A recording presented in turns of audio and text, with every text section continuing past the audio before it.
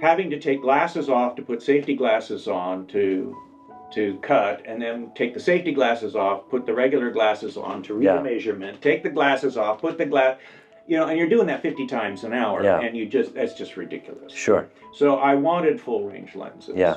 I would think these are my normal lenses. I literally would. I was shocked when I came out of the surgical center and I could see. I was just shocked. Hey guys, I want to introduce you to one of my patients, and this gentleman here is an engineer. He's very detail oriented, and that's why I requested that he shares his feedback, positive and negative, that he's had with his cataract surgery.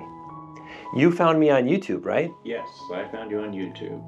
And tell me what you were thinking when it was time to have cataract surgery. What were you looking for? What kind of lens? I know we talked a little bit about lenses, but I want to hear from you. What were you looking for from your cataract surgery and the lens that you were going to select? Well, I just wanted the best outcome I could get. You know, I'm in my 70s, so you just really want the best. Being a technician, I know that there's trade-offs for everything. And so I feel very fortunate that the technology has improved so much in the last 5 years. It's absolutely amazing. And so I went to an ophthalmologist that my wife was going to, and they're the ones that determined that I had cataracts. Not really bad, but they were causing glare at night. And my wife is 80, she doesn't drive much anymore, so I have to do the driving at night. And so when the ophthalmologist shined the light in my eyes and said, "Read it," and I said, "What? Read what?" It's headlights in the fog. I can't really read that. So he said, "Oh, well, then you have cataracts, and they're bad enough under things that you do that you qualify to have surgery." Yeah.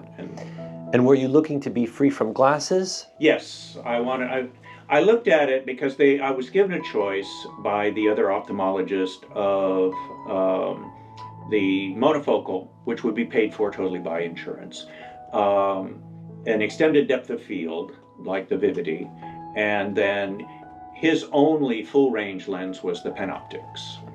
And so he said, "These are your choices, go talk to the office manager and we'll get you all set up." And I said, "Well, that's great, but let me go home and do some research." And so I found you on the web, and a couple of others, and they were talking about this new ClearView 3. Yeah. So I went back to the original ophthalmologist and said, "Well, I've been looking at these, and there's these two more modern lenses that have just been released in the last 12, 18 months, and I'm interested in those." Yeah. And they said, "Well, I don't do those. I don't know anything about them. None of the ophthalmologists that I know do anything like that. If you want one of these, fine, we'll set it up. If not, go find somebody else." So then I found you, and I was so pleased to find you because you are the only one in this area that even comes close to competing with Dr. Shannon Wong in Austin.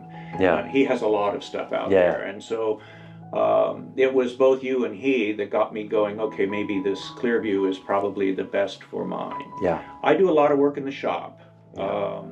So I help people convert vans and various things. And so a lot of my work is on milling machines and lathes and table saws, and it's measure, cut, measure, cut. Oh, I see. Things like that. Yeah, yeah. And so having to take glasses off to put safety glasses on to cut, and then take the safety glasses off, put the regular glasses on to read a measurement, take the glasses off, put the and you're doing that 50 times an hour, and that's just ridiculous. Sure. So I wanted full range lenses. Yeah. They didn't have to be perfect. I just wanted something where, for normal stuff, I didn't have to wear lenses. Yeah, makes sense. So, so ClearView was an option. ClearView was an option. And then another lens we considered was Odyssey. We considered Odyssey based on a video that Shannon Wong did, saying that he had a couple of patients that were doing very small print, and they found that some of the ghosting that they were getting from the ClearView was causing some problems, and that they were willing to put up with the halos at night to gain a better reading vision for very small stuff. I think he was a pharmacist or something, and he had to read very small things. You guys see how detailed he is? He's getting it exactly right. So that's great. So that's when I contacted your office and said, you know, well, what do you think? And you actually came back and said, well, we think you'd be probably more pleased with the ClearView for what you're doing, and that the real close-up work seems to be better with the ClearView than the Odyssey, even with the minor ghosting. So my experience has been that when the ClearView works, it works really, really well. And so we decided we were going to do the ClearView on the first eye. Right. And then depending on the vision quality with the first eye, we would decide with the second eye if we're going to put a matching ClearView or a Odyssey. Right. And so how did you feel after the first ClearView? Well, I was really annoyed that you wouldn't do both at the same time. But I'm very happy that you did that, because it did a couple of things. It allowed me to compare the ClearView with an eye that doesn't really have a horribly bad cataract in it. So I really had fully correctable vision with glasses in the left eye, and it was just that whites were slightly brownish, and there was some glare under bright lights. So I could actually see, okay, well, what is the ClearView compared to a relatively good eye? Sure. And yes, there's some ghosting, and a little bit of glare, but not that much. And I was actually surprised at how little. It does take me time when reading high contrast print for the eyes to adjust and snap in. It's fascinating. It's very interesting. But based on that, we decided to go with the ClearView. I decided to go with the ClearView in both eyes. So the pros of the first ClearView significantly outweighed the negatives, and you felt comfortable if you had this vision in both eyes. Yes, I did, because with this eye, I was able to read the smallest numbers on your number chart. And one of the lines on my number chart says, "Doc, it seems like I owe you some freshly baked cookies." and an engineer, when they make a cookie, they make them really good. Look at this. When he brought in his first batch of cookies to the surgery center, they disappeared. They didn't tell me. They ate them all. And then the second time you came in, you told me, "Hey, did you try the cookies?" And I said, "What cookies? No one told me." They ate them all. And so when I tried them, they're incredible. I'm like, you can't be, this is not a casual thing for you. You must be spending a lot of time, even the way the cookies are shaped, they're so perfect. And so then I think I ate 7 cookies that day. And then, so if I start to get bigger on camera, you can blame him, okay? But then you shared the recipe, so maybe I'll share the recipe with you guys. Yeah, you're welcome to have the recipe.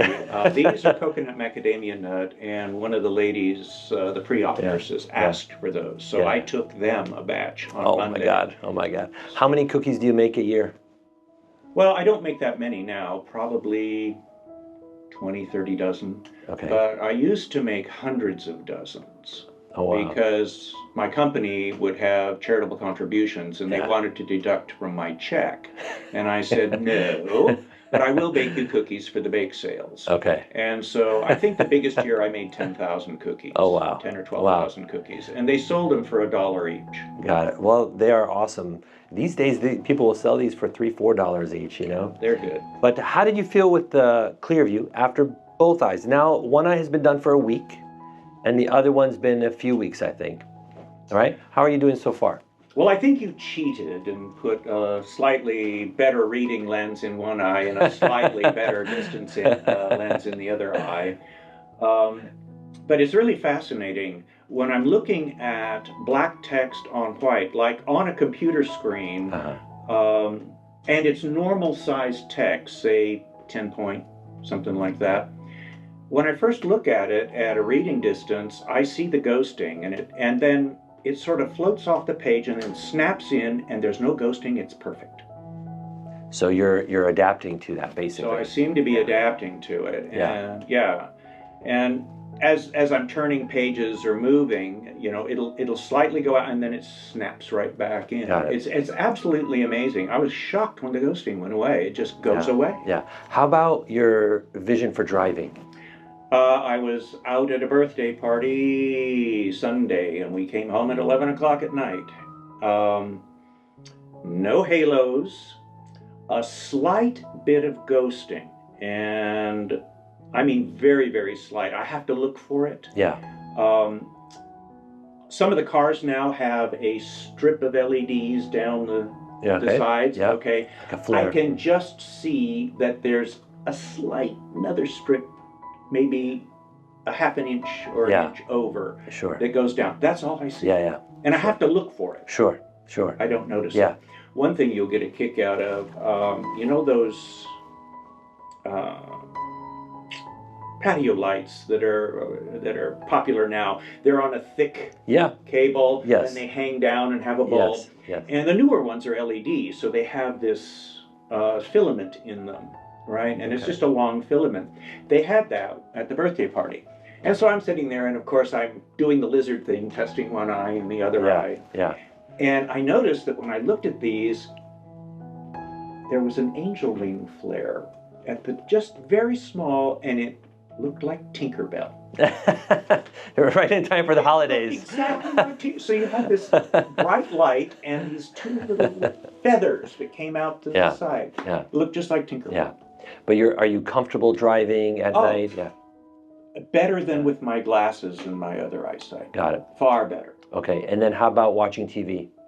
Oh, I was watching TV and everything was crystal clear 4 hours after the operation. I couldn't believe it. Great. So now I'm going to take a look at the lenses. I'm going to check to see that they're centered. I'm going to check for PCO or if there's any opacity in the capsule behind the lens implants. But you're doing very, very good so far. Just so you guys know, he's hitting 20/20 in both eyes, but a little easier in the second eye. In the left eye, yes. So typically whenever I do a procedure, we do one eye at a time, and I look to see how's the vision performance. With a multifocal, we're trying to give you good far and good near. Sometimes the far is better than the near, sometimes the near is better than the far. And so for the second eye, based on how the first one's healing, we can make a slight adjustment of our target, sometimes just by 0.1, 0.2, just a tiny amount, just so that both eyes together work very well and help you see both far and near without glasses. It's amazing. In looking at the screen for the 20/20 thing, the first eye, it's slightly blurry, and I really have to concentrate to be able to see the 20/20. With the left eye, it's absolutely crystal clear. And it's the opposite when I'm reading. So if I'm looking at with this eye, it's slightly blurry, and I may not be able to read this ultrafine print. This eye, crystal clear. And when both eyes are working together, I don't even notice. I can't tell that one eye is taking predominance. But I also know that if I'm reading at just a normal distance, it's crystal clear, the ghosting is gone.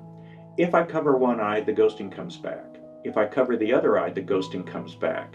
Got it. But on different sides of the letter. Okay. Uncover both eyes, and it snaps in, crystal clear, ghosting gone. Amazing. Well, let's take a look at them. This is the right eye. Looks nice and clear. No significant PCO. Magnify a little bit. Let me see if I can get the angle to show you the lens. But see, when we look at it, unlike a multifocal, it basically looks like a monofocal until you adjust the lighting a little bit and you can see a difference between the two wedges. But even then, it's hard to see. So that's why you get good quality vision.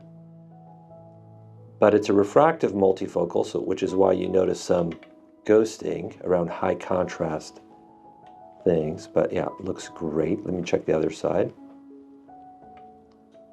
And right here, perfect. Look towards me. Yeah, right there is good. Okay, so there's a little wedge. You see it there. This lighting here looks perfect. Awesome. But both eyes look fantastic. Let me see if I can see the wedges in the other one. And with the bright light, your pupil's coming down, of course, but there it is. Beautiful. My friend, I'm very happy you're doing well. Had you not told me that you had put in plastic lenses or whatever, I wouldn't know. I would think these are my normal lenses. I literally would. I was shocked when I came out of the surgical center and I could see. I was just shocked. So I hope his feedback was very helpful to you. Definitely any multifocal, you have to go over the pros and cons of it with your patients. But even a ClearView or another multifocal, you can successfully give it to an engineer. There's always this fear that maybe the engineers are too nitpicky, they're not going to be happy with what you give them. But I think, at least in my experience, as long as you cover in detail the pros and cons of the lens, the vision to expect with the lens prior to doing surgery, then engineers are super smart and they understand it. And so I appreciate you sharing your feedback. Oh, you're welcome. Cool. And guys, I'll share the recipe for these, all right? Thank you. Thanks, appreciate you. Bye-bye, guys.